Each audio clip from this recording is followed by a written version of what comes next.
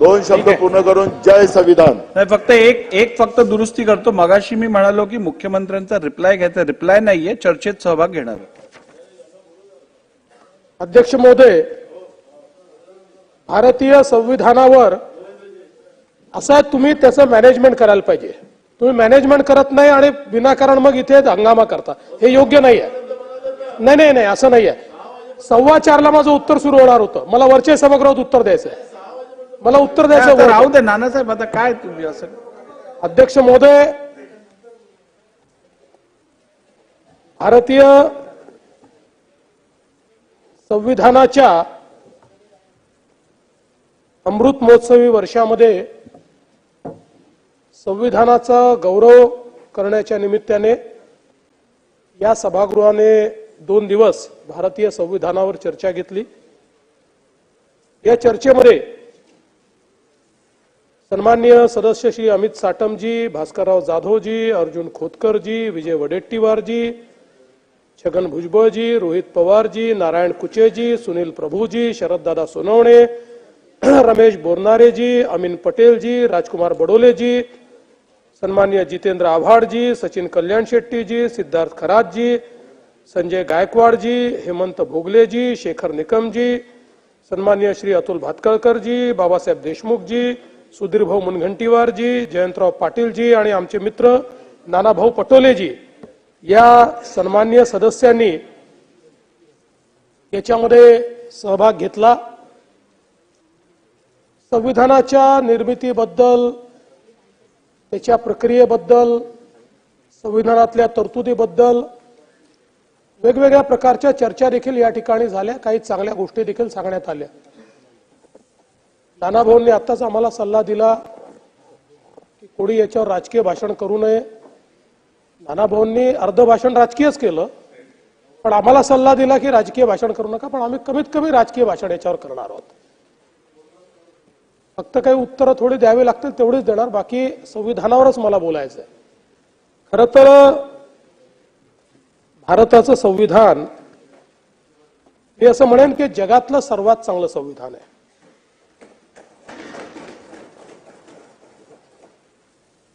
या संविधानामुळेच आज भारताची प्रगती आपल्याला पाहायला मिळते.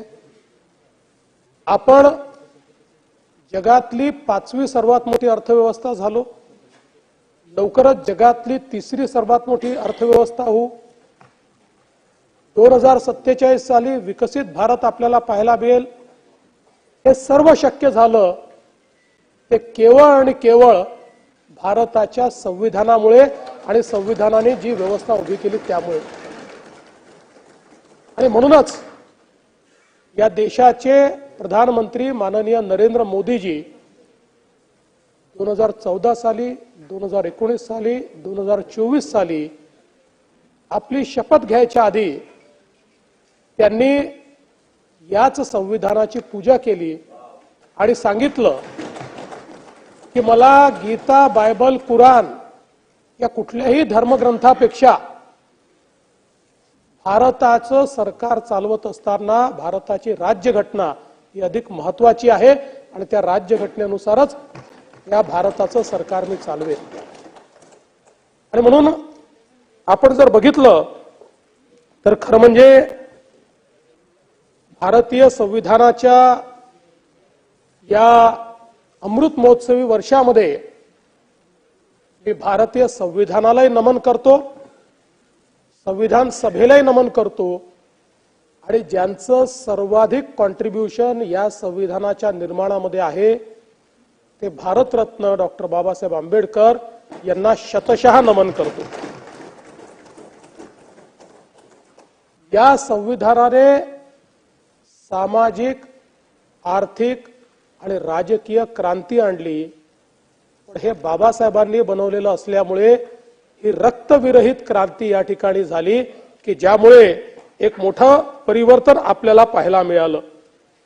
आणि म्हणूनच मी या निमित्ताने एवढंच सांगू इच्छितो की हे संविधान तयार करत असताना जी उच्च भारतीय मूल्य आहेत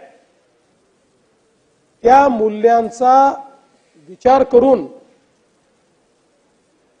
त्याच्यावर आधारित अशा प्रकारचं संविधान हे भारतरत्न डॉक्टर बाबासाहेब आंबेडकरांनी तयार केलं. आपल्याला कल्पना आहे 1946 मध्ये ज्यावेळी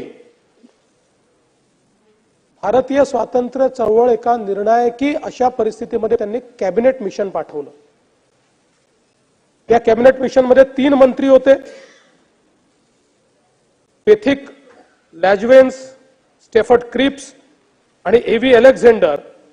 आणि या कॅबिनेट मिशनने इथे येऊन रिपोर्ट दिला आणि निर्णय घेतला की भारताला स्वतंत्र करायचं असेल तर स्वतंत्र भारताचं संविधान तयार करावं लागेल आणि त्यामुळे भारतीय नेतृत्वाशी चर्चा करून कॉन्स्टिट्युएंट असेंब्ली म्हणजे संविधान सभा ही निर्माण करण्याचा निर्णय हा त्यावेळी घेण्यात आला.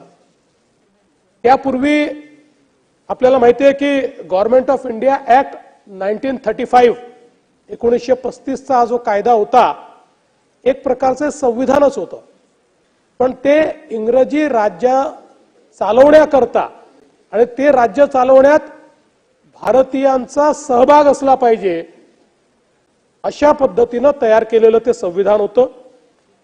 अनेक लोक असं म्हणतात की हे संविधानच नंतर आपण पुढे संविधानामध्ये परिवर्तित केलं, पण हे सत्य नाही. आपण जर बघितलं तर काळजीपूर्वक या संविधान सभेने एकेका आर्टिकलवर दिवस दिवस चर्चा केली आहे, एकेका शब्दावर चर्चा केली आहे आणि त्यानंतर त्याला स्वीकारलेलं आहे. आणि म्हणून अतिशय बारीक बारीक गोष्टींचा विचार करून तयार केलेलं हे संविधान आहे. या संविधान सभेनं आपलं कामकाज 165 दिवस आणि 11 तास चालवलं. पहिली बैठक ही 9 डिसेंबर 1946 ला झाली आणि 24 जानेवारी 1950 रोजी शेवटची बैठक या संविधान सभेची झाली. खरं तर 26 नोव्हेंबर 1949 ला हे संविधान आपण एक प्रकारे स्वीकारलं आणि 26 जानेवारी 1950 ला संविधान आपण लागू केलं. जवळजवळ आपल्याला माहिती आहे की या सगळ्या प्रक्रियेमध्ये 3 वर्ष म्हणजे 3 वर्षाला काही दिवस कमी इतक्या कालावधीत हे सगळं काम त्या ठिकाणी चाललं होतं.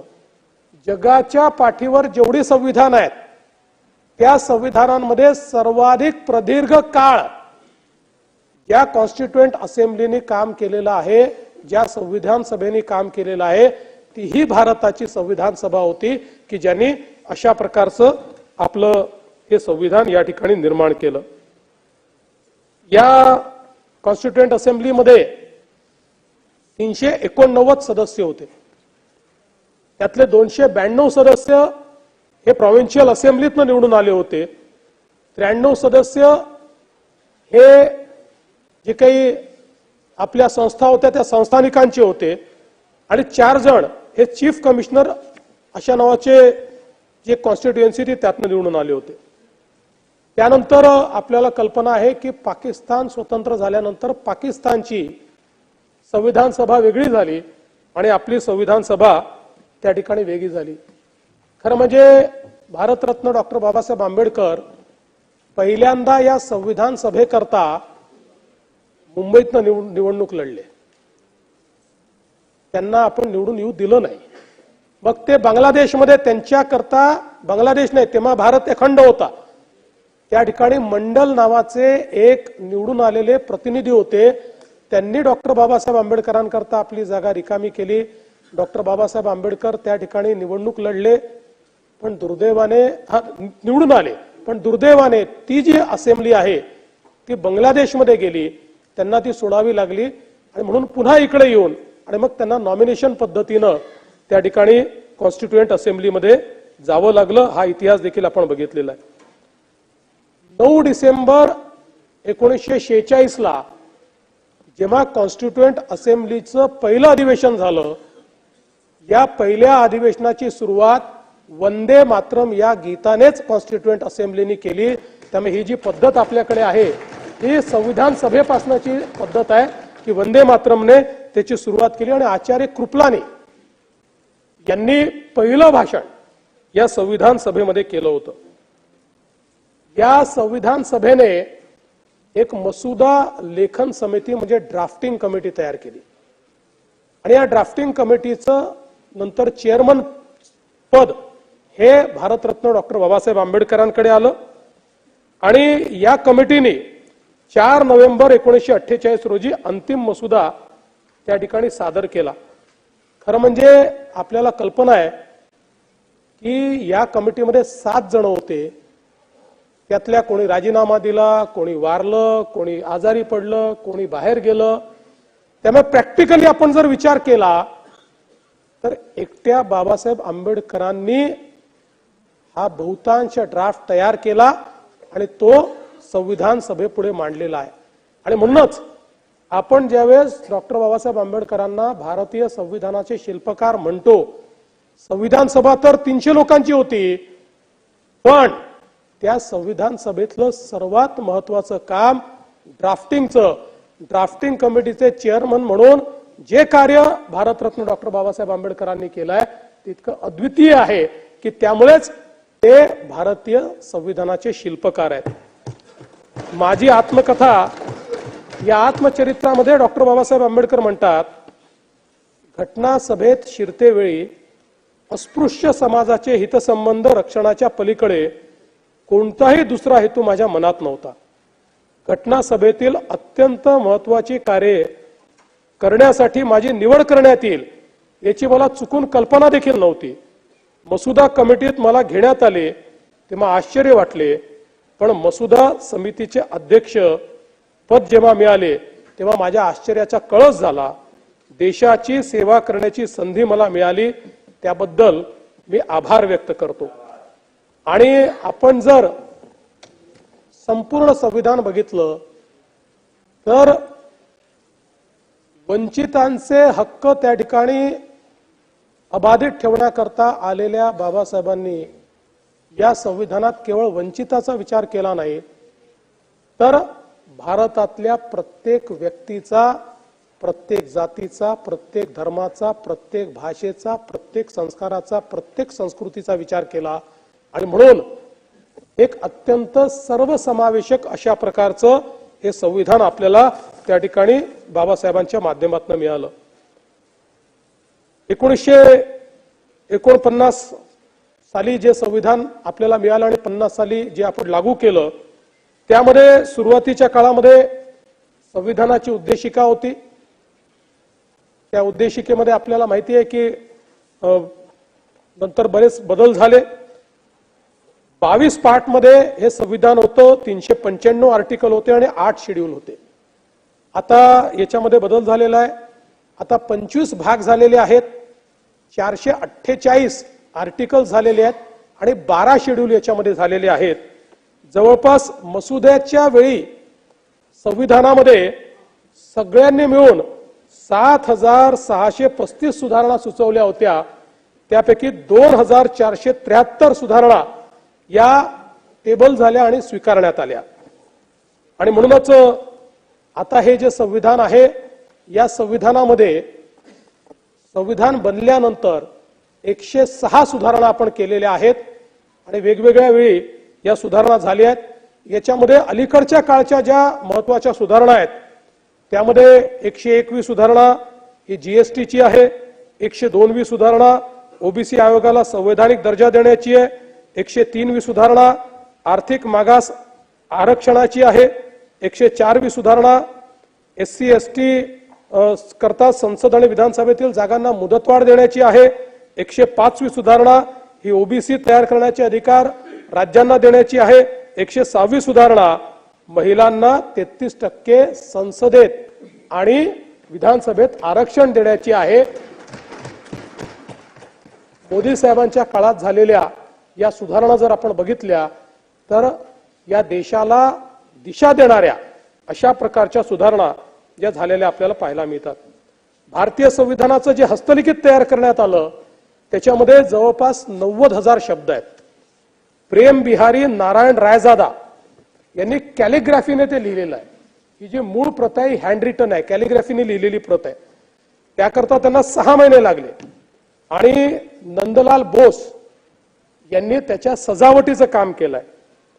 आणि सिंधू घाटीपासनं तर स्वातंत्र्याच्या चळवळीपर्यंत जे काही आपला इतिहास आहे, या इतिहासाची आरेखनं ही या संविधानावर रेखाटलेली आपल्याला पाहायला मिळते. आणि ही जी मूळ प्रिंट आहे ही हेलियम केसमध्ये आजही संसदेच्या लायब्ररीत ठेवण्यात आलेली आहे. खरं तर हे संविधान आपण स्वीकारलं ते गुलामगिरीची मानसिकता तोडून भारतीयत्व स्वीकारण्याकरता हे संविधान आपण स्वीकारलं. ब्रिटिशांचा क्राऊन निघाला आणि त्याची जागा अशोक चक्राने घेतली.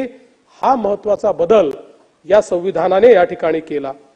आणि भारतीय समाज हा वेगवेगळ्या संस्कृतींनी ओळखला जातो. विविधतेतील एकता हे भारतीय समाजाचं वैशिष्ट्य आहे. ते वैशिष्ट्य अधोरेखित करणारं हे संविधान आज आपल्याला या ठिकाणी पाहायला मिळतं. आणि म्हणूनच या निमित्ताने 1916 साली कोलंबिया विद्यापीठात एका अँथ्रोपोलॉजी सेमिनार मध्ये बोलत असताना भारतरत्न डॉक्टर बाबासाहेब आंबेडकर म्हणाले, it is the unity of culture that is the basis of homogeneity. Taking this for granted, I venture to say that there is no country that can rival the Indian peninsula with respect to the unity of its culture. It is not only a geographical unity, but it has over and above all a deeper and a much more fundamental unity. The indubitable cultural unity that covers the land from end to end. आणि मला असं वाटतं की ही जी भारताची एक क्षमता होती, ही जी एक सांस्कृतिक एकता होती, तीच सांस्कृतिक एकता भारतरत्न डॉक्टर बाबासाहेब आंबेडकरांनी विचारात घेऊन त्याला राजकीय एकतेमध्ये कसं परिवर्तित करता येईल हा प्रयत्न या संविधानाच्या माध्यमातून केलाय. आणि म्हणूनच मला असं वाटतं की या संविधानाची जी काही रचना भारतरत्न डॉक्टर बाबासाहेब आंबेडकरांनी केली आहे त्याच्यामध्ये आपलं जे समृद्ध राष्ट्रीय जीवन आहे त्या समृद्ध राष्ट्रीय जीवनाचं रिफ्लेक्शन त्यांनी करत असताना ज्या या समृद्ध राष्ट्रीय जीवनाला रूढी आणि परंपरा छेद घालत होत्या त्यांना संपवण्याचं काम देखील याच संविधानाच्या माध्यमातून त्यांनी केलं. आणि म्हणूनच मला असं वाटतं की आपल्याला या संविधानामध्ये सगळ्या गोष्टी पाहायला मिळतात. धर्मनिरपेक्षताही पाहायला मिळते आणि त्याच वेळी धार्मिक रीतिरिवाजांचं संरक्षण याच्यामध्ये आपल्याला पाहायला मिळतं.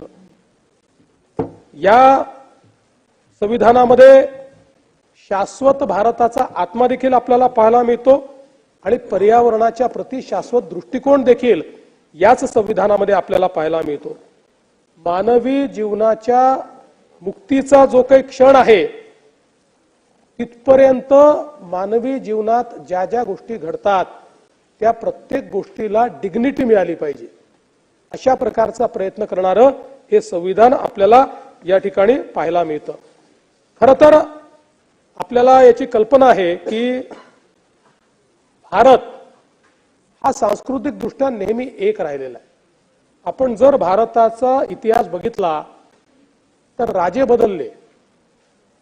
अनेक वेळा जेव्हा भारत स्वतंत्र झाला तर 542 वेगवेगळ्या प्रकारच्या त्या ठिकाणी संस्थानं होती.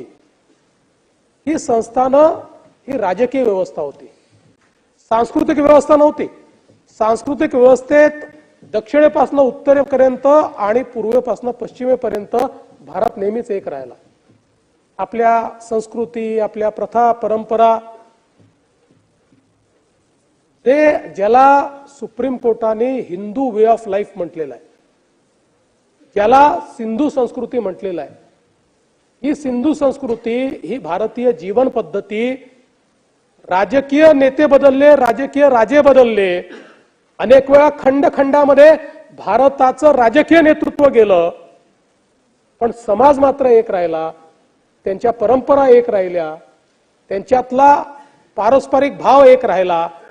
आणि म्हणूनच ही जी काही सांस्कृतिक एकता होती, ही सांस्कृतिक एकता ज्यावेळेस या देशावर राजकीय अशा प्रकारची व्यवस्था तयार करायची आहे, गव्हर्नन्सची व्यवस्था तयार करायची आहे, त्यावेळी त्या गव्हर्नन्स मध्ये आपण एकसंघ कसे राहू शकू याचा विचार करणारं अशा प्रकारचं हे संविधान आपल्याला पाहायला मिळतं.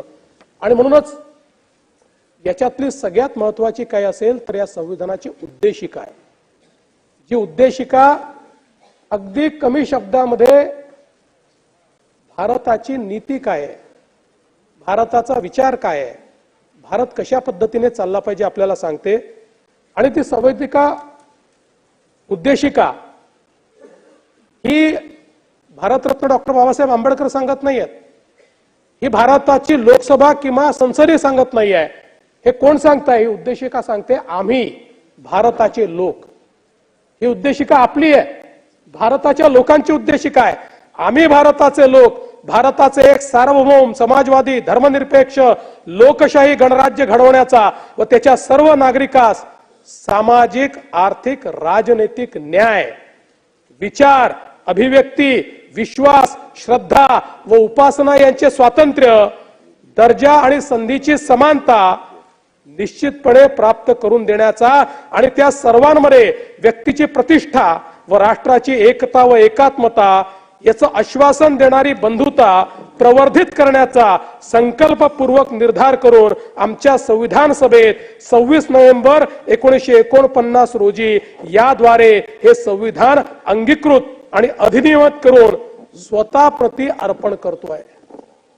म्हणजे या सगळ्या ज्या कॉन्स्टिट्यूशनल व्हॅल्यूज आहेत, हे जे संविधानिक मूल्य आहे, हे संविधानिक मूल्य आम्ही आमच्या करता ठरवले, आम्ही आम्हाला अर्पण केलेले आहेत.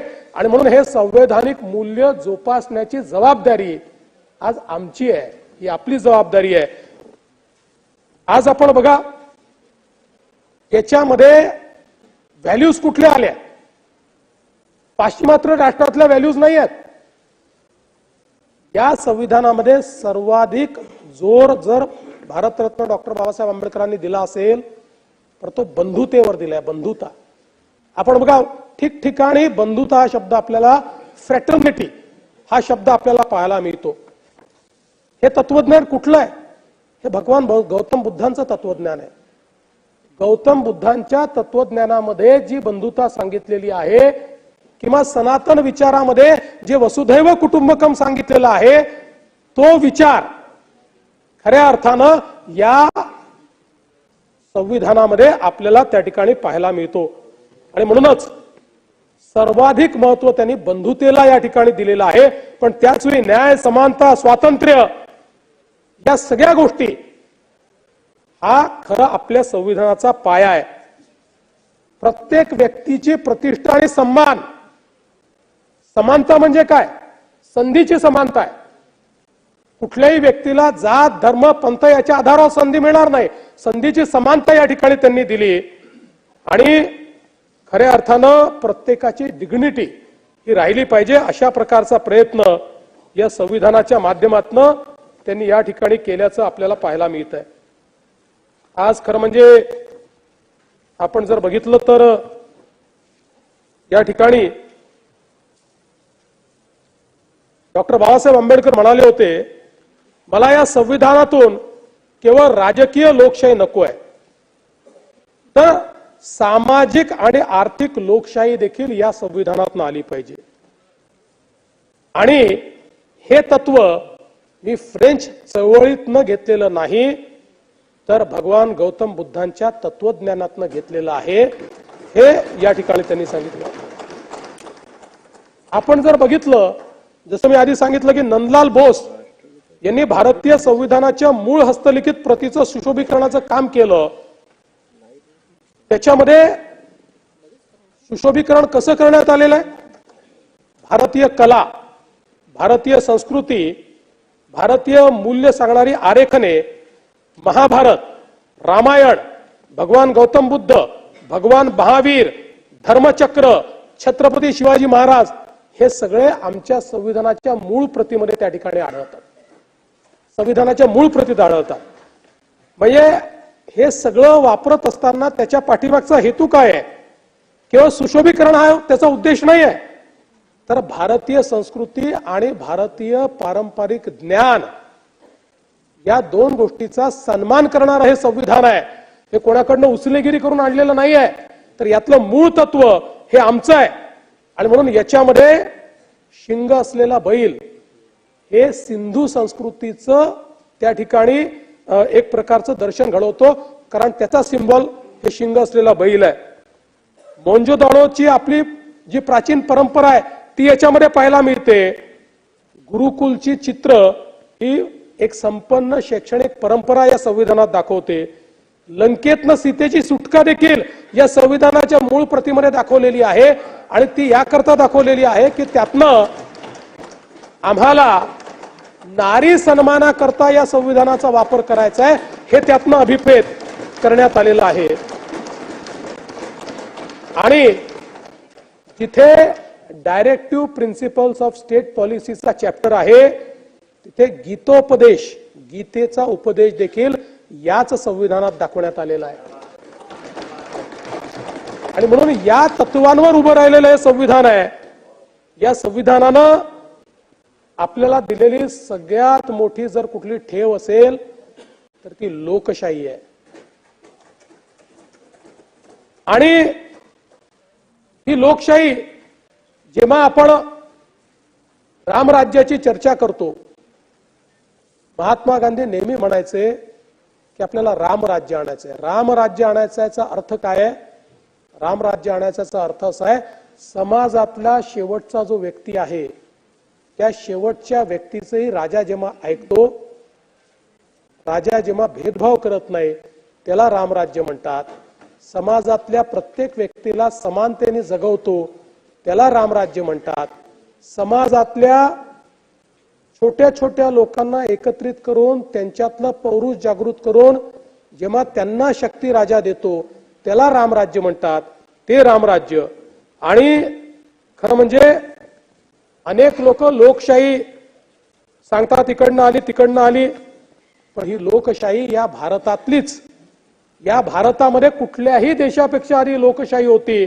आपल्याला माहितीये की महात्मा बसवण्णा यांनी जो अनुभव मंटपम या ठिकाणी सुरू केला होता ते लोकशाहीचं प्रतीक होतं. आमच्या अगदी पाटलीपुत्रामध्ये देखील त्या काळामध्ये आपल्याला लोकशाहीची गणराज्य त्या ठिकाणी दिसतात. त्यामुळे ही लोकशाही भारतरत्न डॉक्टर बाबासाहेब आंबेडकरांनी या ठिकाणी आणली. आणि त्याच्यावर ते काय म्हणतात, it is not that the India did not know what democracy is. There was a time when India was studded with republics, and even where there were monarchies, they were either elected or limited. They were never absolute. It is not that India did not know parliaments or parliamentary procedures. A study of Buddhist Bhikshu Sanghas discloses that not only there were parliaments for the Sanghas, but the Sanghas knew and observed all the rules of parliamentary procedures known to the modern times. They had rules regarding sitting arrangements, rules regarding motions of resolution, quorum, whip, counting of votes, voting by ballot, censure motion, regularization, res judicata, etc. Although these rules of parliamentary procedures were applied by the Buddha to the meetings of the Sangha, as he must have borrowed these rules from the political assemblies functioning in our country at that time. त्यामुळे या संविधानातली तत्व ही भारतीयच तत्व आहेत. कारण अनेक लोक सांगतात आणि काही लोक तर अगदी सहज म्हणतात की हे भारताचं संविधान 22 देशाच्या संविधानातलं बॉरो केलेलं संविधान नाही, हे पूर्णपणे शुद्ध भारतीय तत्वांवर तयार केलेलं संविधान आहे. संविधान सभेमध्ये जेव्हा भारताच्या ध्वजासंदर्भात चर्चा सुरू होती तेव्हा एस राधाकृष्णन म्हणाले, आपण जोवर सद्गुणांवर चालत नाही तोवर आपण पवित्रतेचे ध्येय साध्य करू शकत नाही किंवा सत्यही गाठू शकत नाही. अशोक चक्र हे कायद्याचे चक्र आहे, ते धर्माचे चक्र आहे. सत्य गाठायचे असेल तर धर्माच्या वाटेनेच जावे लागेल. त्यामुळे या ध्वजाखाली जो काम करेल सत्य आणि धर्म त्यांचे आचरणाचे तत्व असले पाहिजे. धर्म हे सातत्याने पुढे जाणारे गतिमान असे चक्र आहे. यापूर्वीच्या काळात आपल्याला जो त्रास सहन करावा लागला तो बदलांना प्रतिकार केल्यामुळे आपल्या पुढे अनेक आव्हानं आहेत. काळाच्या बरोबरीने चालण्याचे धैर्य आपण दाखवले नाही तर आपण मागे राहू. जात, अस्पृश्यता हे जोपर्यंत आपण त्यागत नाही तोवर आपण सत्य आणि सद्गुणांचा वारसा सांगू शकत नाही.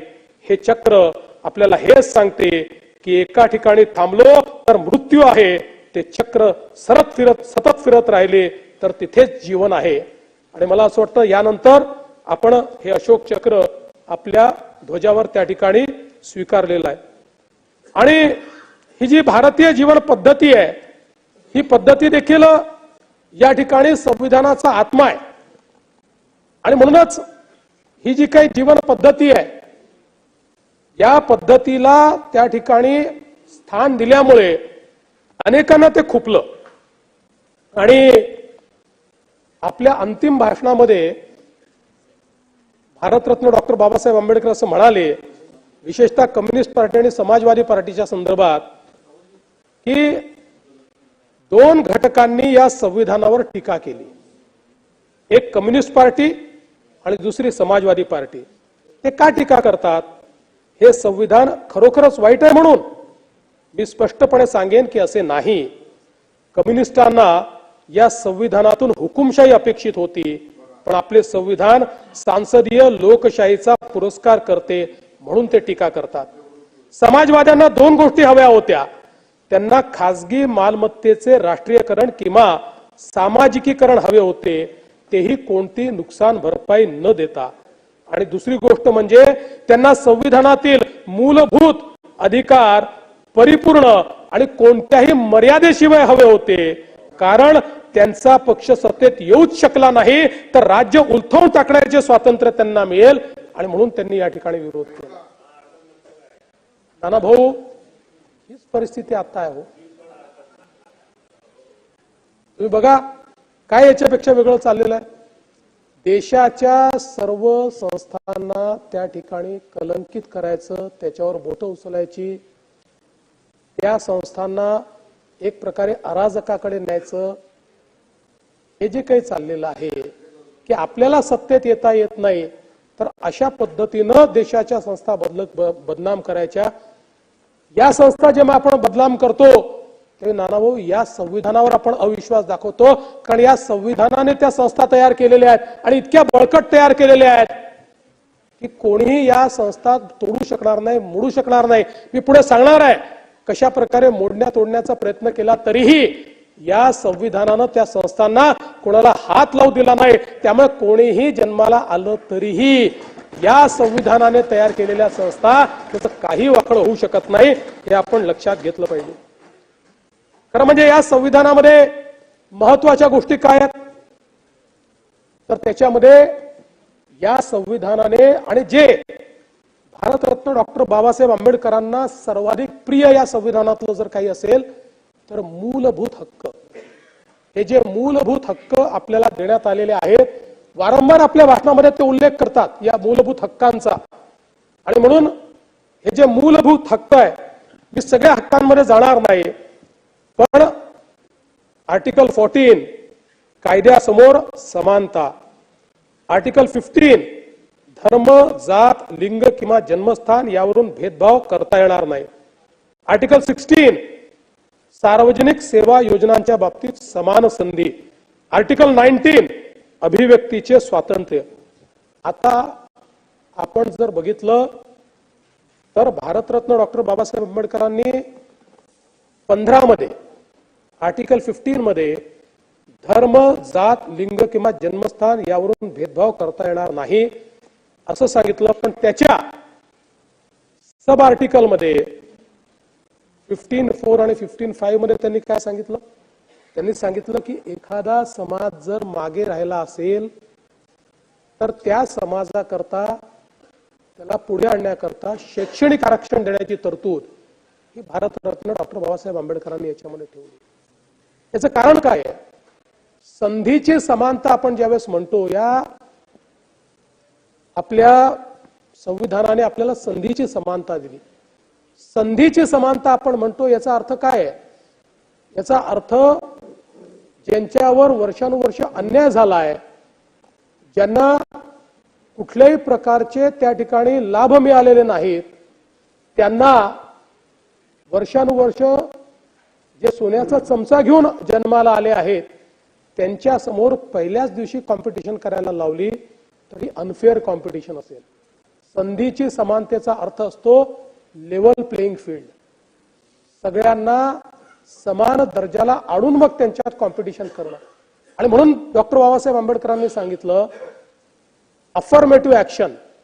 त्याचा अर्थ असा आहे की जोपर्यंत विषमता आहे तोपर्यंत अशा प्रकारे स्पेशल प्रोव्हिजन आपल्याला द्यावी लागेल. आणि हे करताना देखील अतिशय लॉजिकल अशा प्रकारचा विचार त्या ठिकाणी करण्यात आला. सामाजिक, शैक्षणिक, आर्थिक आणि सांस्कृतिक असे 4 मागासले पण ठरवले. आणि मग पहिला नंबर कोणाला? तर ज्यांना सामाजिक दृष्ट्या त्या ठिकाणी जे प्रताडित झाले आहेत किंवा सामाजिक दृष्ट्या जे मागास राहिले, मग आर्थिक दृष्ट्या, शैक्षणिक दृष्ट्या जे मागास राहिले, सांस्कृतिक दृष्ट्या जे मागास राहिले आणि शेवटी आर्थिक दृष्ट्या जे मागास राहिले. आणि मग या 4 मुद्द्यांवर ज्यांना 4ही मुद्दे त्या ठिकाणी लागू पडले ते आमच्या देशातले अनुसूचित जातीचे लोक झाले, अनुसूचित जमातीचे लोक झाले आणि त्यांना पहिलं आरक्षण मिळालं. आणि म्हणून आपण जर बघितलं तर SC STचं आरक्षण, ओबीसीचं आरक्षण आणि EWSचं आरक्षण याचे निकष ठरवताना या ज्या 4 टेस्ट आहे, या 4 टेस्ट मध्ये जे क्वालिफाय झाले त्यांनाच ते आरक्षण या ठिकाणी दिलेलं आहे. आणि अशाच प्रकारे जे काही आपलं आर्टिकल 16 आहे त्या आर्टिकल 16च्या 16(4) मध्ये हेच तत्व वापरून भारतरत्न डॉक्टर बाबासाहेब आंबेडकरांनी नोकऱ्यांमधलं आरक्षण दिलं. आणि म्हणूनच हे देत असताना त्यांनी हे जे अपवाद केले हे परमनंट नाही केले. त्यांनी सांगितलं की 50 वर्षाकरता हे आरक्षण आम्ही ठेवतो. त्यावेळेस त्यांना अशी अपेक्षा होती की 50 वर्षामध्ये हा देश आपली विषमता संपवू शकेल. दुर्दैवाने आमच्या समाज व्यवस्थेने ती 50 वर्षात विषमता संपवली नाही. त्यामुळे पहिल्यांदा अटल बिहारी वाजपेयीजींच्या सरकारमध्ये त्याला मुदतवाढ देण्यात आली, नंतर मोदीजींच्या सरकारमध्ये त्याला मुदतवाढ देण्यात आली. आणि जोपर्यंत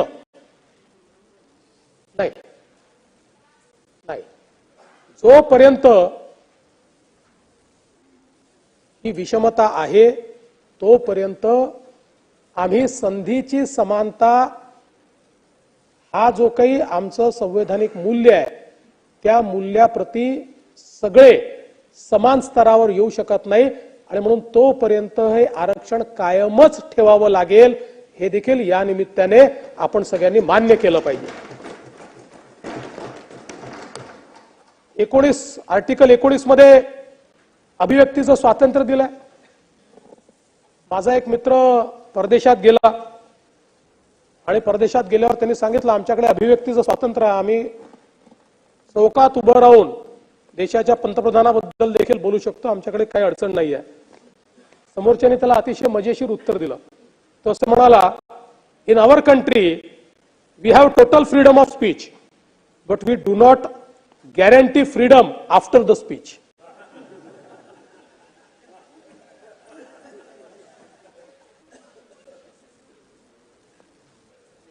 याच्या खालोखाल मूलभूत हक्काच्या खालोखाल महत्वाचं जर या संविधानात काही असेल तर directive principles of state policy, राज्य धोरणाची मार्गदर्शक तत्व. आता ही राज्य धोरणाची जी मार्गदर्शक तत्व आहेत, अनेक तत्व आहेत, पण सातत्याने टीका होते किंवा वेगवेगळे अर्थ काढले जातात. म्हणून 2च मार्गदर्शक तत्व मी या ठिकाणी सांगणार आहेत. त्यातलं पहिलं तत्व काय आहे? पहिलं तत्व आहे समान नागरी कायदा, uniform civil code.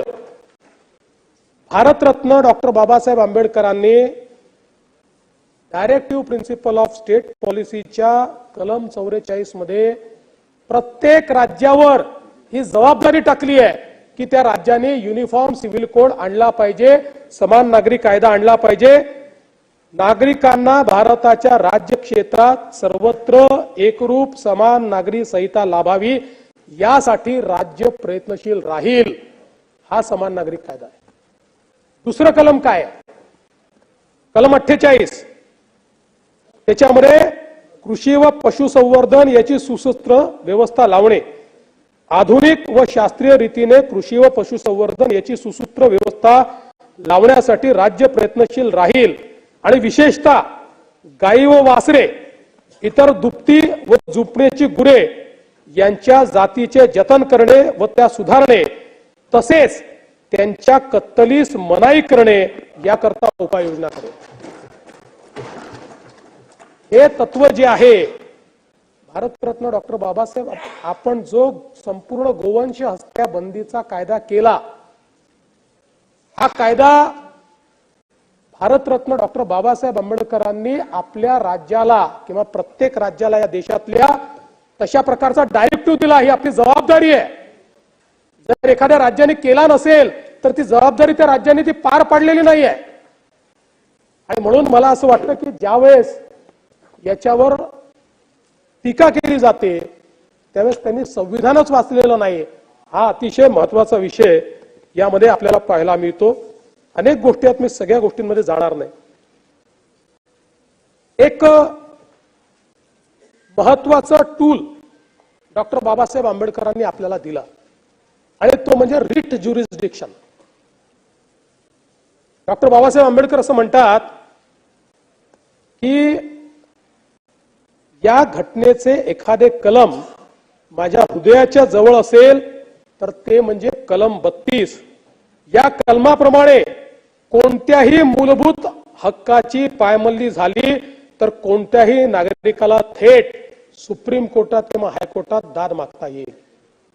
Writ jurisdiction ही एक अशी व्यवस्था उभी केली की ज्याच्यामध्ये जर मूलभूत अधिकाराचं हनन झालं असेल तर खालचं न्यायालय, त्याच्यावरचं न्यायालय, त्याच्यावरचं न्यायालय काही नाही, थेट आर्टिकल 32 ने सुप्रीम कोर्टात आणि आर्टिकल 226 ने हायकोर्टामध्ये रिट पिटिशन करता येते. रिट ज्युरिस्डिक्शन एक अशी व्यवस्था केली की ज्या व्यवस्थेमुळे मूलभूत हक्कांची पायमल्ली झाली तर तात्काळ आपल्याला न्याय मिळवता येतो. आणि आज आपण पाहतो की हायकोर्टात आणि सुप्रीम कोर्टात जाण्याकरता याच रिट ज्युरिस्डिक्शनचा आज आपण सगळे या ठिकाणी उपयोग करतो. यासोबत या संविधानामध्ये मूलभूत कर्तव्य देखील सांगितलेली आहेत. अर्थात ती मूळ संविधानामध्ये नव्हती. ती मूलभूत कर्तव्य जी आहेत ती इमर्जन्सीच्या काळामध्ये त्याच्यात अंतर्भूत केली, पण ती चांगली आहेत, पण ती टूथलेस आहेत. त्याच्याकरता ती मूलभूत कर्तव्य ही पार पाडली नाही तरी त्याला कुठला रिकोर्स नाही आहे. आणि मुळातच या संविधानाने आपल्या देशामध्ये संघराज्य प्रणाली ही स्वीकारलेली आहे. आपण एक क्वासाय ज्युडिशियल फेडरेशन आहोत. क्वासाय ज्युडिशियल फेडरेशन याच्यामध्ये एक सेंट्रल गव्हर्नमेंट आहे, दुसरं स्टेट गव्हर्नमेंट आहे. पण आपल्या फेडरेशन मध्ये डॉक्टर बाबासाहेब आंबेडकरांनी सांगितलं की आमची सांस्कृतिक एकता आहे, त्यामुळे एखाद्या रशियन फेडरेशन सारखं आमची शक्ल नाही होऊ शकत. आमच्या कुठल्या फेडरेशनला त्या ठिकाणी देशातनं बाहेर निघण्याचा अधिकार नाही आहे. राज्याला त्यांचे अधिकार आहेत, केंद्राला त्यांचे अधिकार आहेत, पण ते अधिकार असताना आम्ही सगळे एकसंघ आहोत आणि म्हणून युनिटी अँड इंटिग्रिटी याच्यावर अधिक अशा प्रकारची त्यांनी भर दिलाय. आणि मग ही रचना इतकी सुंदर केली आहे. देशाला राष्ट्रपती आहेत, राष्ट्रपती हे देशाचे प्रमुख ठेवलेले आहेत, पण राष्ट्रपतींना सल्ला देण्याकरता मंत्री परिषद तयार केलेली आहे. म्हणजे प्रधानमंत्री आणि मंत्री परिषद जो सल्ला देईल त्या सल्ल्याप्रमाणे देशाचा कारभार राष्ट्रपती चालवतील. त्यामुळे देशाचा कारभार राष्ट्रपतींच्या नावाने चालतो, प्रधानमंत्र्यांच्या नाही. आणि राज्याचा कारभार राज्यपालांच्या नावाने चालतो, मुख्यमंत्र्यांच्या नाही. अशा प्रकारची व्यवस्था या ठिकाणी केली आहे. आणि एक्झिक्युटिव्ह म्हणजे कार्यपालिका ही मंत्री परिषद आहे. ते आपले आय एस अधिकारी नाही आहेत. मंत्री परिषद जी आहे तिला कार्यपालिकेचा दर्जा आहे. न्यायपालिका, कार्यपालिका आणि अर्थातच संसद अशा प्रकारचे 3 पिलर हे या ठिकाणी तयार केले आणि चौथा अदृश्य पिलर आहे जो संविधानात नाही आहे पण आमची माध्यमं हा चौथा अदृश्य पिलर आहे. हे 3 पिलर या ठिकाणी डॉक्टर बाबासाहेब आंबेडकरांनी या माध्यमातून तयार केले आणि याची रचना इतकी चांगली केलेली आहे की याच्यामध्ये आपण जर बघितलं तर doctrine of separation of power वापरलेला आहे. याचा अर्थ काय आहे तर तिघांचेही पॉवर वेगळे केलेले आहेत. ते पॉवर कार्यपालिकेचे वेगळे आहेत, न्यायपालिकेचे वेगळे आहेत आणि आपल्या विधिपालिकेचे म्हणजे संसदेचे वेगळे आहेत. पण चेक अँड बॅलन्स देखील ठेवलेला आहे. त्यामुळे कोणीही या ठिकाणी अनिर्बद्ध होऊ शकत नाही अशा प्रकारचं अंकुश तयार केलेला आहे.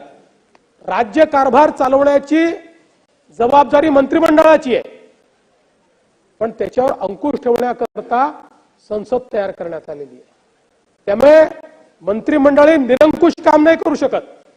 त्यांना संसदेसमोर जाऊन मान्यता घेऊनच कारभार करावा लागतो, मान्यता घेऊनच कायदे करावे लागतात, मान्यता घेऊनच बजेट करावं लागतं. त्यामुळे कार्यपालिकेवर विधिपालिकेचा त्या ठिकाणी अंकुश केलेला आहे. विधिपालिकेने केलेला कायदा हा जर अयोग्य असेल तर तो कायदा त्या ठिकाणी असंवैधानिक ठरवण्याची शक्ती ही न्यायपालिकेला दिलेली आहे. त्यामुळे एकीकडे सगळ्यांना सेपरेट ठेवलं असलं तरी देखील एक फार चांगली चेक अँड बॅलन्स अशा प्रकारची ही व्यवस्था ठेवली आहे. न्यायपालिका देखील तयार करत असताना आपल्याकडे डॉक्ट्रिन ऑफ स्टेअर डिसायसेस वापरलेला आहे की ज्याच्यामध्ये न्यायपालिकेमध्ये खालच्या न्यायालयाने त्याच्या वरच्या न्यायालयाने दिलेला जो न्याय असेल, जो निवाडा असेल त्या निवाड्याच्या अनुरूप निवाडा दिला पाहिजे. आणि म्हणूनच आपण सुप्रीम कोर्टाच्या हायकोर्टाच्या केसेस ज्यावेळेस साईट करतो, सुप्रीम कोर्टाने एखादा निवाडा दिला, देशभरातल्या हायकोर्टांना त्या निवाड्यापेक्षा वेगळा निवाडा देता येत नाही. हायकोर्टाने जर निर्णय दिला तर त्याच्या खालचे जे कोर्ट्स आहेत त्यांना हायकोर्टाने दिलेल्या निवाड्यापेक्षा वेगळा निवाडा देता येत नाही. आणि म्हणून या माध्यमातून एक सूत्रता या न्याय व्यवस्थेत आणण्याचं काम या संविधानाच्या माध्यमातून अतिशय सुंदर त्या ठिकाणी डॉक्टर बाबासाहेब आंबेडकरांनी केलं. आणि म्हणूनच या संपूर्ण व्यवस्थेमध्ये अतिशय चांगल्या प्रकारे प्रत्येकाचे पॉवर जे आहे ते डिफाईन केले आणि यासोबत पंचायती, नगरपालिका, सहकारी संस्था या सगळ्यांना या संविधानाने जागा दिली. नव्हे तर या ठिकाणी त्यांना एक प्रकारे महत्व देण्याचं काम या संविधानाच्या माध्यमातून केलेलं आहे. आपल्याकडे आपण कॉपरेटिव्ह फेडरलिझम म्हणतो. मग अशी आमचे नाना भाऊ जीएसटीच्या बद्दल बोलत होते. नाना भाऊ, कॉपरेटिव्ह फेडरलिझम मधलं सगळ्यात महत्वाचं उदाहरण काय असेल तर जीएसटी आहे.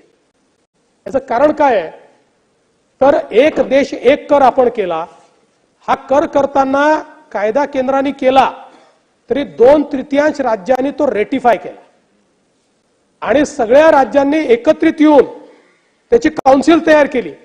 आणि या काउन्सिलमध्ये व्यवस्था कशी आहे, राज्यांनाही तेवढीच मत आहेत आणि केंद्रालाही तेवढीच मत आहेत. त्यामुळे मुळामध्ये राज्याच्या परवानगीशिवाय जीएसटी काउन्सिलमध्ये केंद्र काही करू शकत नाही. दादा अनेक वेळा गेले असतील जीएसटी काउन्सिलमध्ये, राज्यच जीएसटी काउन्सिल चालवतात. आणि आपण जे त्या पगाशी सांगत होतात, आपण त्या काळात राजकारण केलं नाना भाऊ, ते जीएसटीचे पैसे नव्हते. केंद्र सरकारने जर तुमचा जीएसटी कमी आला तर आम्ही भरपाई देऊ अशा पद्धतीचे जे पैसे होते ते देशभरामध्ये त्या काळात कोविडमध्ये केंद्राचे पैसे कमी होते म्हणून उशिरा येत होते. पण त्याही काळात आपण बघितलं तर सर्वाधिक पैसा महाराष्ट्राच केंद्र सरकारने दिला होता. पण काही हरकत नाही, त्या संदर्भात आता आपल्याला राजकारण बोलायचं नाही, त्याच्यामुळे त्याच्यात मी जास्त जाणार नाही. पण हे कॉपरेटिव्ह फेडरलिझम हे खरं तर आपल्याला या ठिकाणी पाहायला मिळतं.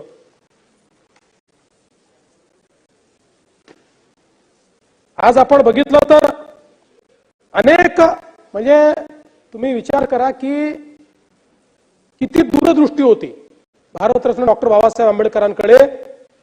त्यांनी हे लक्षात आलं की उद्याच्या काळामध्ये केंद्रात वेगळं सरकार असणार आहे, राज्यात वेगळं सरकार असणार आहे, मग देशाच्या करांचं डिस्ट्रीब्युशन कसं होईल या संदर्भात कुठल्याही फेडरल स्ट्रक्चरमध्ये करांचं डिस्ट्रीब्युशन जर चुकीच्या पद्धतीने झालं तर ते फेडरेशन डिसइंटिग्रेट होतं. हे लक्षात घेऊन त्यांनी संविधानामध्ये फायनान्स कमिशनची व्यवस्था उभी केली आणि सांगितलं देशाचं फायनान्स कमिशन दरवेळेस तयार होईल. ते फायनान्स कमिशन राष्ट्रपती तयार करतील. ते फायनान्स कमिशन देशामध्ये येणारा जेवढा महसूल आहे त्या महसुलाचं वितरण कसं करायचं याचा फॉर्म्युला तयार करेल. त्या फॉर्म्युल्यानुसार या ठिकाणी महसुलाचं वितरण करण्यात येईल. आणि म्हणून कुठलंही केंद्र सरकार त्या ठिकाणी हे भाजपचं राज्य आहे, हे काँग्रेसचं राज्य आहे, हे द्रमुकचं राज्य आहे अशा प्रकारचा भेदभाव करू शकत नाही. ही व्यवस्था डॉक्टर बाबासाहेब आंबेडकरांनी त्याच ठिकाणी केली. आणि एवढंच नाही तर या संविधानामध्ये फायनान्शियल मॅनेजमेंटच्या संदर्भात इतक्या चांगल्या तरतुदी केलेल्या आहेत. आज आपण FRBM ऍक्ट म्हणतो. हा FRBM ऍक्ट जो आपण तयार केलेला आहे या संविधानाची देण आहे. या संविधानाने आपल्यावर ही जबाबदारी टाकली. खरं म्हणजे 50 वर्षापूर्वी आपण FRBM ऍक्ट करायला पाहिजे होता जो काही वर्षापूर्वी आपण केला. हा FRBM ऍक्ट या संविधानातनं या ठिकाणी बाहेर निघालेला आहे की ज्याने आपली कर्जाची मर्यादा किती असली पाहिजे, फायनान्शियल मॅनेजमेंट कसं केलं पाहिजे, कुठल्याही परिस्थितीमध्ये राज्य दिवाळखोरीकडे जाणार नाही याचाही विचार 50 वर्षापूर्वी किंवा 75 वर्षापूर्वी भारतरत्न डॉक्टर बाबासाहेब आंबेडकरांनी या ठिकाणी केला. आणि सगळ्यात महत्वाचं की त्यांनी हे सांगितलं की आमचं फेडरेशन कसं आहे तर एक मध्ये इमारत आहे आणि त्या इमारतीच्या आजूबाजूला इमारती आहेत. या सगळ्या इमारती एकमेकाशी जोडलेल्या आहेत. मधली इमारत हे केंद्र सरकार आहे, बाजूच्या इमारती या राज्य सरकार आहेत. आणि म्हणून जर देश एकसंघ ठेवायचा असेल तर या देशामध्ये एक नागरी सेवा असली पाहिजे. आणि म्हणून त्यांनी या ठिकाणी one nation one service Akhil Bharatiya सेवेची व्यवस्था तयार केली की ज्याच्यामध्ये सगळ्या राज्यांमध्ये अखिल भारतीय सेवेचे अधिकारी त्या ठिकाणी असतात. आणि म्हणून संविधानाचं पालन करण्याकरता एखादं राज्य हे म्हणू शकत नाही की आम्हाला मान्य नाही, कारण सगळ्या सेवा अखिल भारतीय आहे. आपल्या जी कार्यपालिका आहे त्या कार्यपालिकेची जी वहन करणारी व्यवस्था उभी केली आहे ती अखिल भारतीय सेवेतनं त्या ठिकाणी उभी केलेली आहे. याच्यामध्ये निवडणुकांच्या संदर्भातही अतिशय चांगल्या तरतुदी केलेल्या आहेत. त्यामुळे निवडणूक आयोगावर आपण वारंवार ज्यावेळी आरोप करतो त्यावेळी यातल्या तरतुदी जर नीट बघितल्या तर मला असं वाटतं की आपल्याला त्याचा फायदा होईल. आणीबाणीची तरतूद देखील त्याच्यामध्ये आहेच, त्या संदर्भात पुढे मी बोलेन. आणि एकूण 12 अनुसूची याच्यामध्ये आहेत. या 12 अनुसूचीमध्ये काही महत्वाच्या अनुसूची कुठल्या आहेत तर तिसरी अनुसूची जी आहे, आपण जी संविधानाची शपथ घेतो ती आपली संविधानाची शपथ या तिसऱ्या अनुसूचीप्रमाणे घेतो.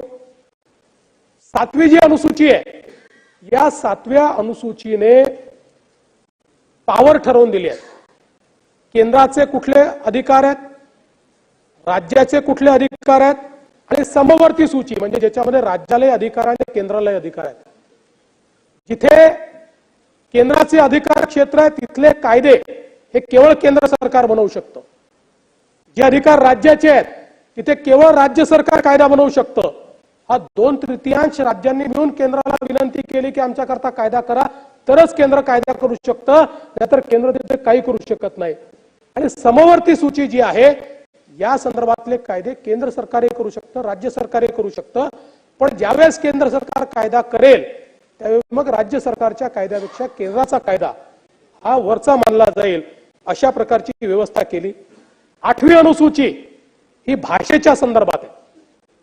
सर्व आपल्या ज्या भाषा आहेत आणि आपल्या देशामध्ये हिंदी जरी संपर्क भाषा असली तरीही संविधानाने सगळ्या प्रादेशिक भाषांना तेवढाच राष्ट्रीय भाषांचा दर्जा दिलेला आहे आणि म्हणून सगळ्या भाषा महत्वाच्या आहेत आणि त्या संदर्भातलं देखील डॉक्टर बाबासाहेब आंबेडकरांचं भाषण अतिशय सुंदर आहे की आपण निश्चितपणे या ठिकाणी वाचलं पाहिजे. 9वी जी अनुसूची आहे या 9व्या अनुसूचीमध्ये त्यावेळी जे कायदे 9व्या अनुसूचीमध्ये जातील त्या कायद्यांचं ज्युडिशियल रिव्ह्यू होणार नाही अशा प्रकारची 9वी अनुसूची आहे. पण त्यानंतर कोर्टाने अर्थात हे सांगितलं की जिथे फंडामेंटल राईटचा इश्यू असेल तिथे 9व्या अनुसूचीतल्या कायद्यांचा देखील आम्ही रिव्ह्यू हा करू शकू. आता आपल्या संविधानाने काही मूलभूत तत्व आपल्याला दिली आणि त्यातलं सगळ्यात महत्वाचं आहे की कुठलाही भेद याच्यामध्ये नाही आणि म्हणूनच अतिशय प्रगत राष्ट्रांमध्येही महिलांना किंवा तिथल्या जे ब्लॅक्स आहेत किंवा ज्यांना त्याकडे दुर्दैवाने निग्रो म्हटलं अशा लोकांना मतदानाकरता संघर्ष करावा लागला. इंग्लंडमध्ये संघर्ष करावा लागला. पण भारतरत्न डॉक्टर बाबासाहेब आंबेडकरांनी पहिल्या दिवशीपासनं प्रत्येकाला मताचा एक अधिकार दिला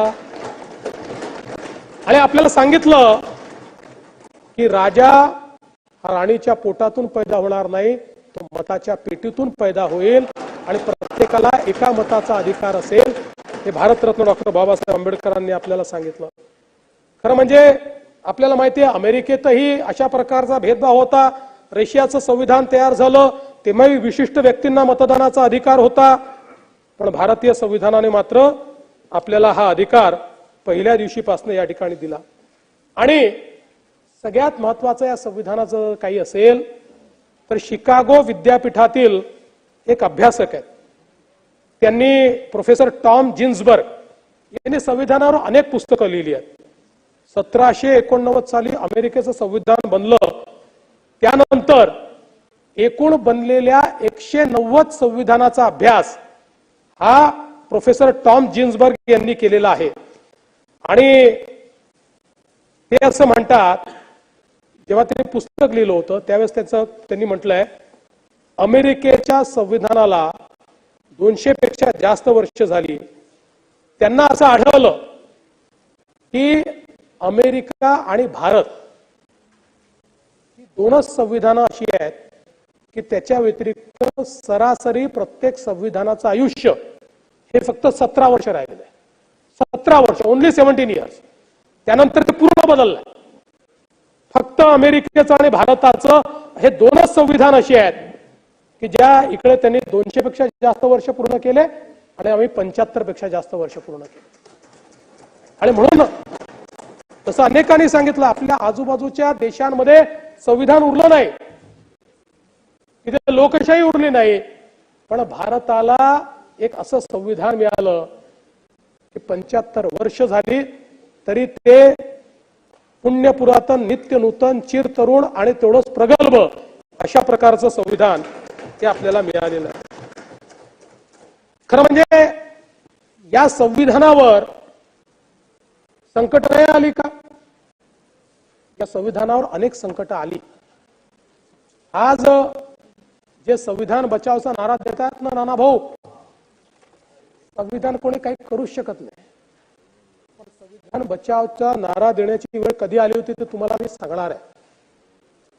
मुळामध्ये 1967 मध्ये एक सुप्रीम कोर्टामध्ये Golaknath versus state of Punjab नावाची केस झाली आणि या केसमध्ये सर्वोच्च न्यायालयाने एक निर्णय दिला आणि त्या निर्णयामध्ये त्यांनी सांगितलं की संविधान संशोधन करण्याचे सरकारचे अधिकार अनिर्बद्ध नाहीत, त्याच्यावर निर्बंध आहेत. त्यामुळे संविधान संशोधन अनिर्बद्ध पद्धतीने सरकारला करता येणार नाही, सरकारला नाही, संसदेला करता येणार नाही.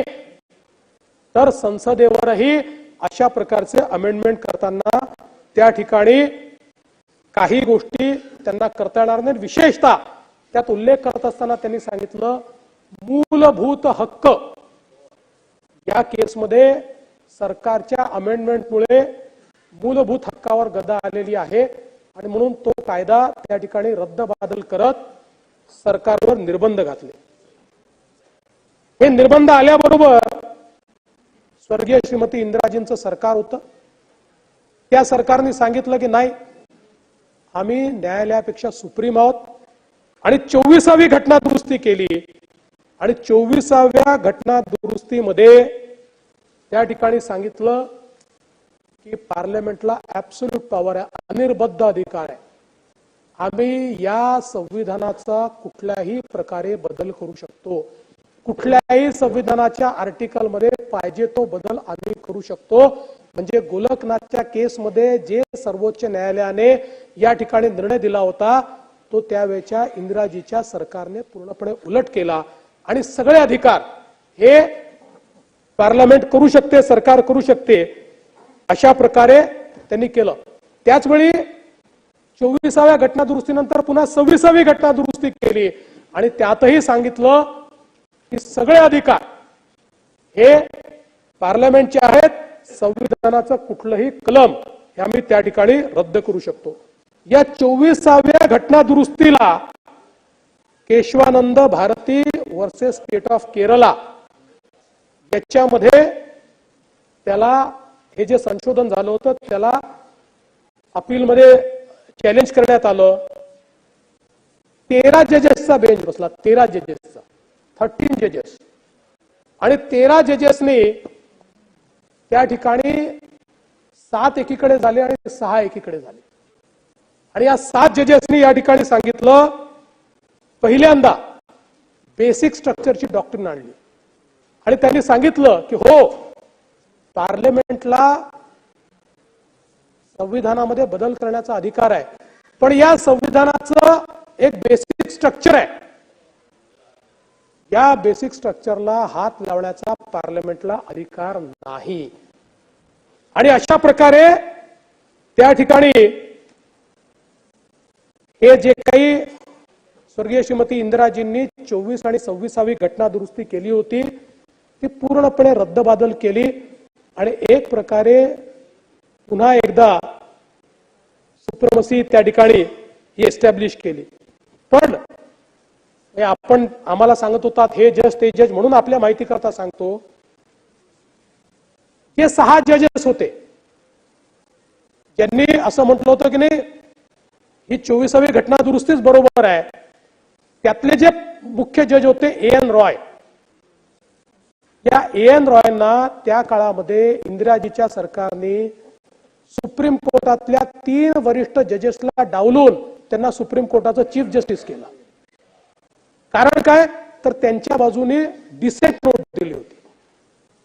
म्हणजे जे आता तुम्ही न्यायालयाचं सांगताय ना, यापेक्षा ग्लेरिंग एक्झाम्पल काय आहे, देशाच्या इतिहासामध्ये 2च वेळा असं झालंय आणि 2 वेळा त्याच काळात झालाय की सर्वोच्च न्यायालयामध्ये 3 न्यायाधीश यांना डावलून आणि त्यांना त्या ठिकाणी केलं. आपल्याला माहिती आहे यानंतर 1971चं युद्ध झालं, 72ला इंदिराजी प्रचंड मताने जिंकून आल्या, 353 जागा वगैरे मिळाल्या. 408च त्यावेळेस असायचे, 508 पैकी 353 जागा मिळाल्या. पण त्यांच्या विरुद्ध लढलेले जे राजनारायण होते यांनी स्वर्गीय श्रीमती इंदिराजींच्या इलेक्शनला चॅलेंज केलं आणि त्यांनी इलेक्टोरल करप्शन याच्यामध्ये झालेलं आहे.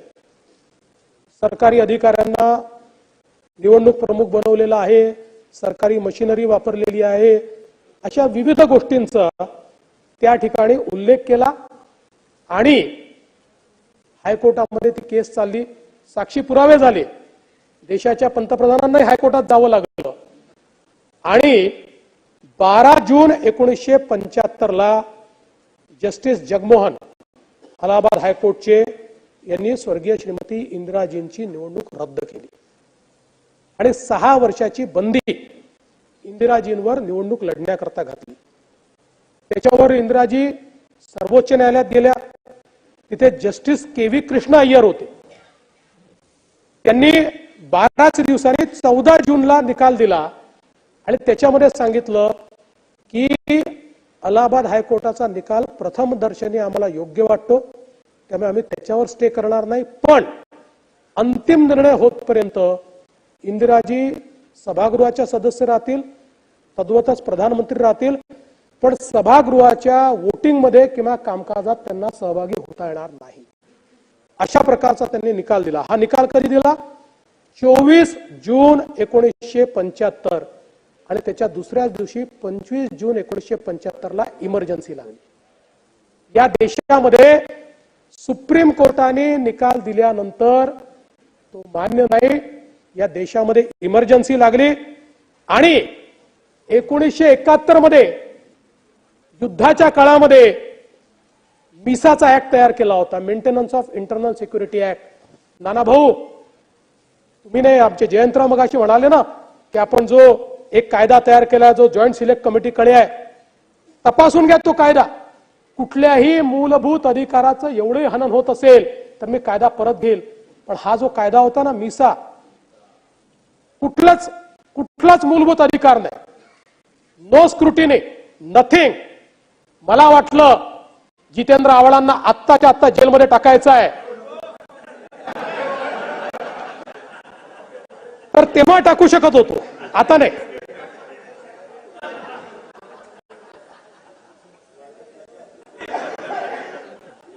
आणि ही इमर्जन्सी लागल्यानंतर आपण संविधान बचाव म्हणता. काय झालं होतं?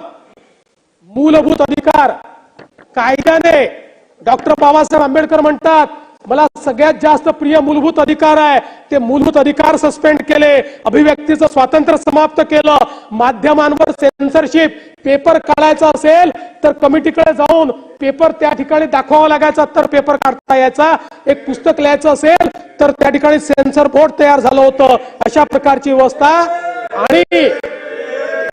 आणि राज्य कायद्याने नाही हुकुमाने चालेल अशा प्रकारची व्यवस्था ही त्या ठिकाणी तयार झाली होती. किशोर कुमारांवर त्या ठिकाणी गाण्यावर बंदी टाकली होती. किशोर कुमारांनी फक्त इमर्जन्सी योग्य नाही म्हटलं तर किशोर कुमारांना त्या आकाशवाणीवर बंदी टाकली आणि त्यांचे गाणे वाजवणे बंद केले होते. त्याच्यात तर एवढे एक्सेसेस आहेत, म्हणजे खरं तर ही ती जागा नाही सांगण्याची, पण जॉर्ज फर्नांडिस यांच्या परिवाराशी त्या काळामध्ये जे काही झालेलं आहे, आजही मी सांगितलं तर माझ्या डोळ्यात पाणी येतं आणि माझ्या अंगावर काटे त्या ठिकाणी उभे राहतात. ही त्यावेळेची अवस्था होती. 1 लाख पेक्षा जास्त विरोधी पक्षाच्या लोकांना जेलमध्ये टाकलं होतं. हे तुम्ही ईडी आणि काय काय सांगता. 1 लाख पेक्षा जास्त. माझे वडील 2 वर्ष जेलमध्ये होते, आमच्या काकू शोभाताई 2 वर्ष जेलमध्ये होत्या. अनेक परिवार इथले असे आहेत की जे जेलमध्ये होते. पुणकर साहेब आमचे जेलमध्ये होते. 2-2 वर्ष त्या ठिकाणी केवळ मिसा लावून टाकला. काय तुमचा अपराध काय सांगायला कोणी तयार नाही, तुम्ही केलं काय कोणी सांगायला तयार नाही. केवळ तुम्ही विरोधी पक्षाचे सदस्य आहे म्हणून या देशामध्ये बाबासाहेबांचं संविधान गोठवून त्या ठिकाणी अख्खा अपोजिशन जेलमध्ये टाकण्याचं काम केलं होतं. त्याच वेळी म्हणजे सुरेश भटांनी म्हटलं उभा देश झाला आता एक बंदी शाळा, इथे देवकीचा पाना दुधाने जळाला, कसे पुण्य दुर्दैवी अरे कसे पाप भाग्यशाली, अरे पुन्हा एकदा आयुष्याच्या पेटवा मशाली.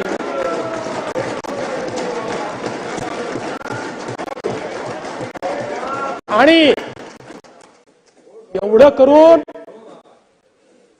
करून थांबलो नाही आपण. 42वी घटना दुरुस्ती केली. 42वी घटना दुरुस्ती. या 42व्या घटना दुरुस्तीला काय म्हणतात माहितीये? Mini constitution. या 42व्या घटना दुरुस्तीने भारतरत्न डॉक्टर बाबासाहेब आंबेडकरांच्या संविधानामध्ये 99 बदल केले एका झटक्यात. 99. आणि त्यातला सगळ्यात महत्वाचा बदल काय होता माहितीये? सगळ्यात महत्वाचा बदल हा होता की देशाचे पंतप्रधान आणि लोकसभेचे अध्यक्ष हे न्यायालयाच्या कक्षात येणार नाहीत. आणि रेट्रोस्पेक्टिव्हली जाऊन, त्या दिवशी नाही, रेट्रोस्पेक्टिव्हली जाऊन त्यांच्या निवडणुका न्यायालयाच्या कक्षेच्या बाहेर काढल्या आणि हा जो सुप्रीम कोर्टाने दिलेला निकाल होता इंदिराजींच्या विरुद्ध तो निरस्त करण्याचं काम केलं. आणि एवढंच नाही तर याच्यामध्ये डॉक्टर बाबासाहेब आंबेडकरांनी जेव्हा संविधान लिहिलं तेव्हा संविधानाच्या उद्देशिकेमध्ये भारत सार्वभौम लोकतांत्रिक गणराज्यच होता. त्याच्यामध्ये समाजवादी आणि धर्मनिरपेक्ष हे इमर्जन्सीच्या काळामध्ये स्वर्गीय श्रीमती इंदिराजींनी टाकलं. हे शब्द हे भारतरत्न डॉक्टर बाबासाहेब आंबेडकरांचे नाहीत, त्या मूळ संविधानात नाहीत. कारण बाबासाहेबांना हे माहिती होतं की या देशाचा मूळ आत्माच धर्मनिरपेक्ष आहे.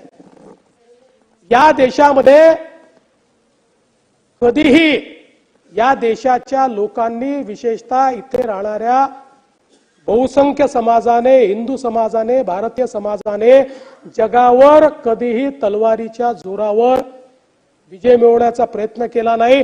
जगाने ज्यांना बहिष्कृत केलं, परिष्कृत केलं, त्या सगळ्यांना या भारताने आपल्याकडे सामावून घेतलं आणि त्यांना या भारताचा हिस्सा केलं आणि म्हणून ते टाकलं नव्हतं. पण त्याच्यामध्ये हा बदल त्या ठिकाणी करण्यात आला. आणि सगळ्यात महत्वाचं, तुम्ही म्हणता केंद्राने पैसे दिले नाहीत, काय केलं माहितीये? या ठिकाणी स्टेट लिस्ट मधले विषय, अनेक महत्वाचे विषय, म्हणजे काही विषय मी सांगतो, शिक्षण, वने, वजनमाप, वन्य प्राणी, पक्षी संवर्धन, न्याय व्यवस्था, हे जे सगळे स्टेट लिस्ट मधले विषय होते हे सगळे सेंट्रल लिस्ट मध्ये घेतले. म्हणजे बाबासाहेब आंबेडकरांनी राज्यांना दिलेले सगळे अधिकार हे कॉन्सन्ट्रेट, हे केंद्रामध्ये करण्याचं काम या 42व्या घटना दुरुस्तीने केलं. आणि त्यासोबत एक अजून महत्वाची दुरुस्ती या ठिकाणी केली की केंद्र सरकार, केंद्राचे पोलीस कुठल्याही राज्यामध्ये त्या राज्याच्या परवानगी शिवाय डिप्लॉय करू शकतील. म्हणजे एक प्रकारे राज्यांवर कब्जा आज नाही करू शकत. जर मी म्हटलं की माझ्या इथे सीबीआय नाही येणार तर नाही येऊ शकत. सीबीआयला ज्युरिस्डिक्शन नाहीये, राज्यांनी मान्य केल्याशिवाय ज्युरिस्डिक्शन नाहीये. केंद्रातल्या कुठल्याही केंद्रीय रिझर्व्ह पोलीस बलाला येता येत नाही, राज्याच्या परवानगीशिवाय येता येत नाही. पण या 42व्या घटना दुरुस्तीने ही व्यवस्था उभी केली की त्या ठिकाणी कोणीही राज्यामध्ये त्या ठिकाणी कुठल्याही राज्यात जाऊन कब्जा करता येईल अशी व्यवस्था उभी केली. आणि सगळ्यात महत्वाचं, आपल्याला माहिती आहे की राष्ट्रपती किंवा राज्यपालांना काही अधिकार आहे. आपण घेतलेला एखादा निर्णय ते आपल्याला परत पाठवू शकतात, रिकन्सिडरेशन करा म्हणू शकतात. एखादा निर्णय, काही निर्णय तर ते रद्दबादल देखील करू शकतात.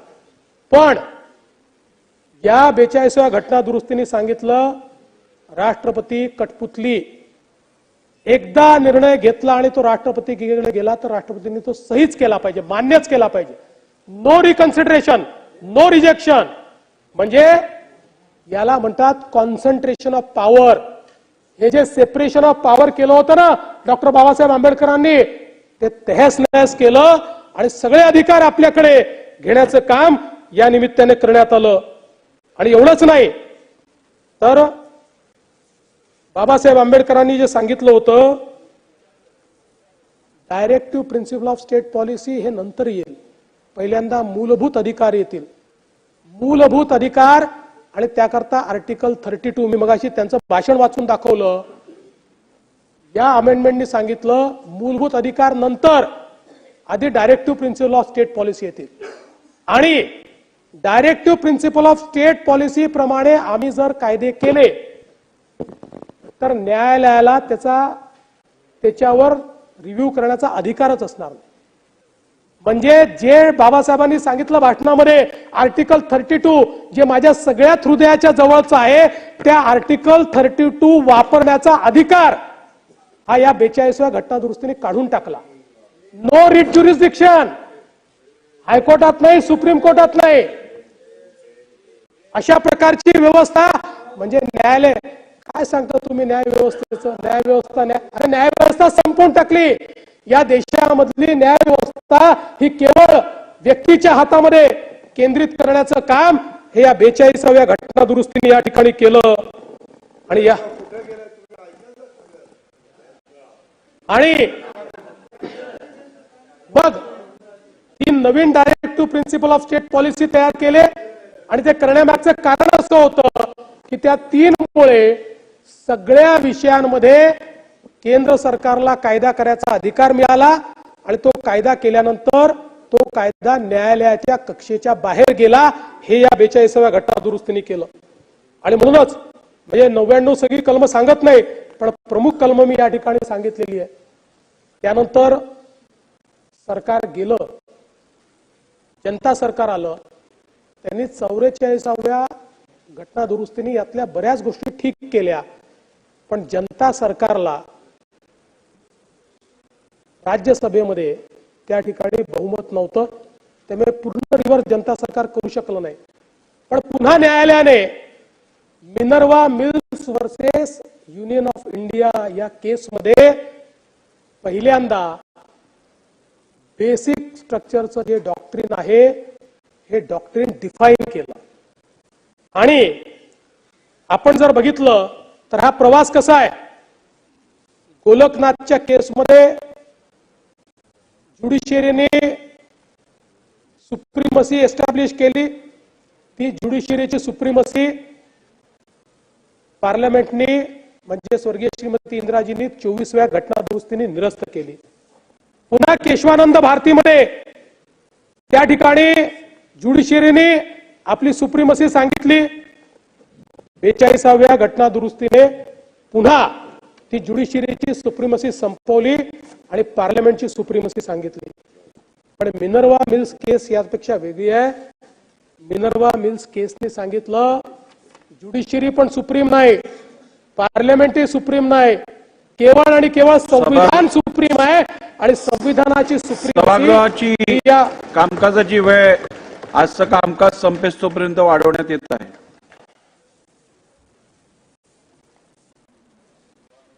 सुप्रीमसी ऑफ संविधान कॉन्स्टिट्यूशन एस्टॅब्लिश केली आणि त्याच्यामध्ये बेसिक स्ट्रक्चरचं डॉक्ट्रिन आलं. आणि मग त्याच्यात बेसिक स्ट्रक्चरचं डॉक्ट्रिन काय आहे तर संविधान सर्वोच्च, संसदही नाही आणि न्यायपालिका पण नाही. भारताची एकता व एकात्मता याच्या विरोधात कुठला कायदा करता येणार नाही, न्याय निर्णय देता येणार नाही. लोकशाही आणि संघराज्य पद्धतीचे सरकार हा आत्मा आहे, याच्यामध्ये अमेंडमेंट करता येणार नाही. फेडरल कॅरेक्टर जे आहे कॉन्स्टिट्यूशनचं हे बदलता येणार नाही. संविधानाची धर्मनिरपेक्षता बदलता येणार नाही. सेपरेशन ऑफ पॉवर हे बदलता येणार नाही. व्यक्तिगत आणि मूलभूत स्वातंत्र्य हे बदलता येणार नाही. कायद्यानेच राज्य करावं लागेल, ऑर्डरने नाही, हे बदलता येणार नाही. ज्युडिशियल रिव्ह्यूचा पॉवर हा संवैधानिक पॉवर आहे. त्यामुळे एखाद्या कायद्याचा ज्युडिशियल रिव्ह्यू होणार नाही असं जे 42व्या घटना दुरुस्तीने हे करता येणार नाही. हे बेसिक स्ट्रक्चर मध्ये आलं. संसदीय पद्धत, समतेचे नियम, फ्री अँड फेअर इलेक्शन, संसदेला संविधान संशोधनाचे मर्यादित अधिकार आणि रिट ज्युरिस्डिक्शन या गोष्टी नॉन निगोशिएबल आहेत.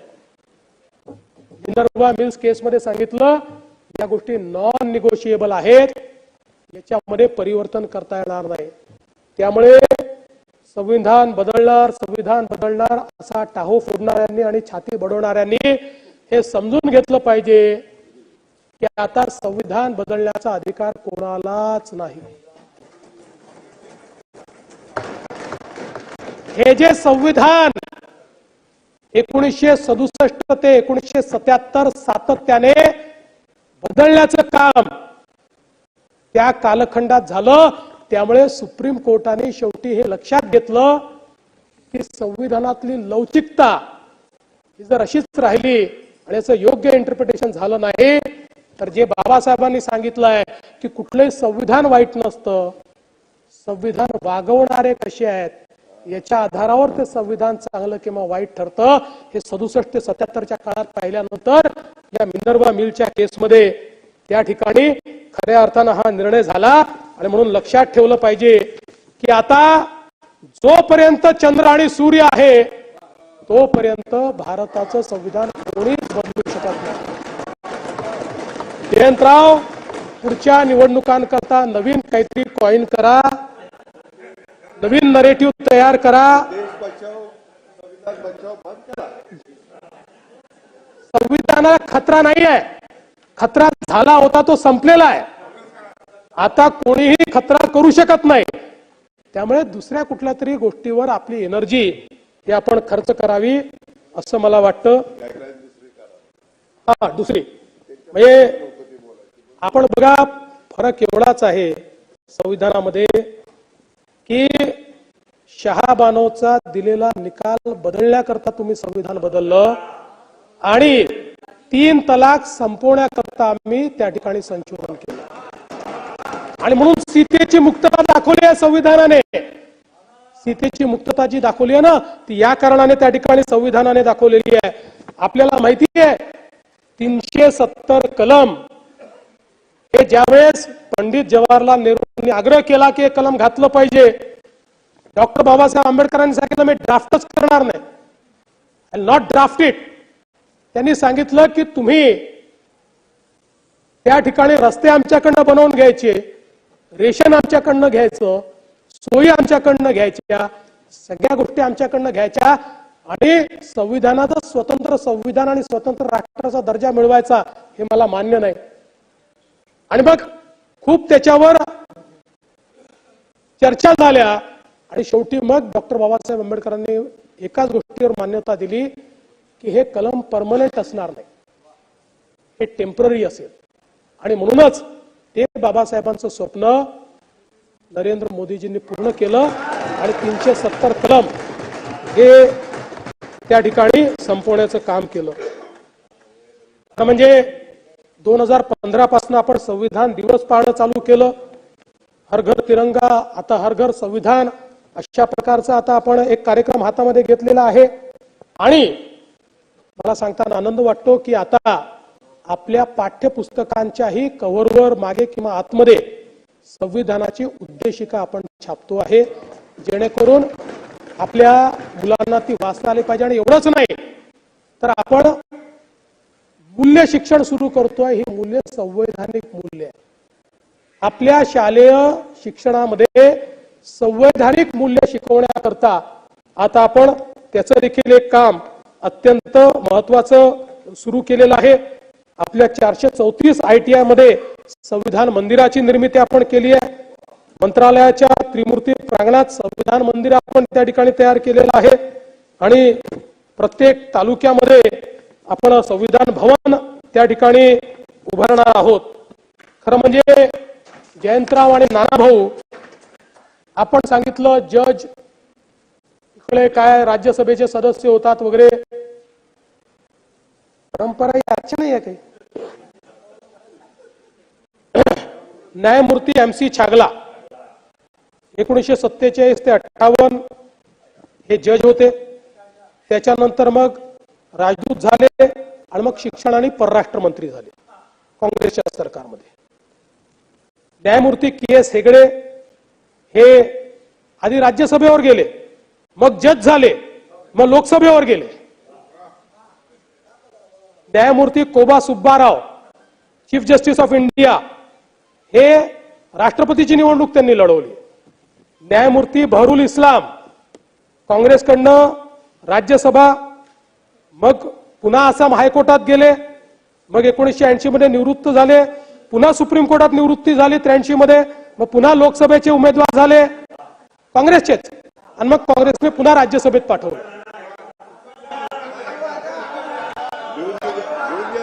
न्यायमूर्ती मोहम्मद हिदायतुल्ला 1968 ते 80 मग कार्यकारी राष्ट्रपती झाले, मग राष्ट्रपती देखील झाले. न्यायमूर्ती रंगनाथ मिश्रा ओरिसा हायकोर्टचे जज होते, नंतर काँग्रेसकडनं राज्यसभेमध्ये गेले. विजय बहुगुणा आधी जज होते, नंतर मुख्यमंत्री झाले. त्याच्यामुळे ही काही परंपरा. आता इथेच आपले न्यायमूर्ती अभय ठिपसे काँग्रेसमध्ये प्रवेश केला ना 2018 साली. त्यामुळे ही काही परंपरा नवीन नाही आहे. मला असं वाटतं की एक लक्षात ठेवा इतिहास विसरता तुम्ही. आणि जे इतिहास विसरतात त्यांना वर्तमान असतं पण त्यांना भविष्य नसतं. जे इतिहास विसरतात त्यांचा भूगोल कधीच शाबूत राहत नाही. आणि म्हणून इतिहास लक्षात ठेवा. या देशाच्या या संविधानावर ही जी संकट आली त्या संकटांमुळे हे संविधान इतकं परिपक्व झालेलं आहे की या संविधानाची कोणी छेडछाडही करू शकत नाही आणि या संविधानाला कोणी त्या ठिकाणी मला असं वाटतं की काही अपाय देखील करू शकत नाही. खरं म्हणजे लक्षात ठेवा, हे शतक भारताचं शतक आहे. ज्या प्रकारे भारताची प्रगती चाललेली आहे, आज लोक असं म्हणतात की what is world, America, China आणि इंडिया इज वर्ल्ड. आज जग या 3 देशांच्या भोवती त्या ठिकाणी पूर्णपणे सिमटलेलं आपल्याला पाहायला मिळत आहे. आणि मला असं वाटतं की या संपूर्ण आपल्या वाटचालीमध्ये आणि भारताच्या या युगामध्ये भारतातल्या प्रत्येक व्यक्तीचं विकासाचं अस्त्र जर काही असेल तर ते भारताचं संविधान आहे. आणि म्हणून एक अतिशय सुंदर, न्याय देणारं, प्रत्येकाच्या स्वप्नांना पंख देणारं, जगातलं सर्वोत्तम संविधान दिल्याबद्दल भारतरत्न डॉक्टर बाबासाहेब आंबेडकर यांचे शतशः आभार मानतो. त्यांना शतशः नमन करतो. या संविधानाला शतशः नमन करतो आणि माझं बोलणं संपवतो. धन्यवाद. संपूया.